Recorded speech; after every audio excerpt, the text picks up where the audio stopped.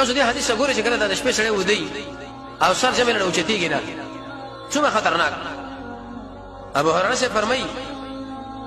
د نبی صلی الله علیه وسلم نقل کړی دی ويقظ الشيطان على قافيه راس احدكم وی غوټه اچو شیطان په دې ورسته طرفه د سر د یو ساسو اخر د وختو چې په دې باندې وی غوټه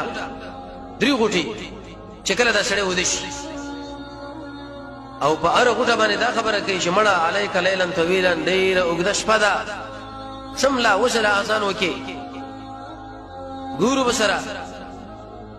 فاذا استيقظ شكر دا سړی راوچت شي فذكر الله الله آیت کې چې الحمدلله الذي احیانا نو دی وګټ خلاص شي واذا توزع شکل به او دسو کې دا بل غټ خلاص شي او شکل مونږ کې نه بیا غدرې ما غټه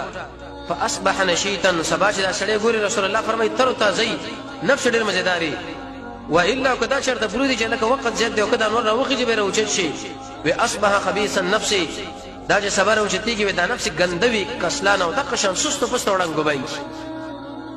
او دا خو به ابن حسن بصری فرمایي د دنیا د کار لچ وړاندې کیږي ډیر ورته نشيتي او د دین کار لچ وړاندې کیږي او داته سستو پکې لکه قران کې سوره توبه کې الله د منافقانو په صفت کې دا خبره ذکر کړې و په دې باندې سره به منافق جوړي. علي بن ابي طالب ویلي وی چې کله واځي سست پستي او چې ملګری وسره ډیر دنګونه ورګه سب برابر کې نږدې نږدې ودرېږي الکه مخله شورس شه او چې په خپل وجره کې پروتي او کور کې پروتي سره مونږ هم نه راوچتيږي. علي بن ابي طالب فرمایي په دې شړې کې ریاض او دا شړې د الله په نسبت د سورې توبې د وجنه منافق ګرځي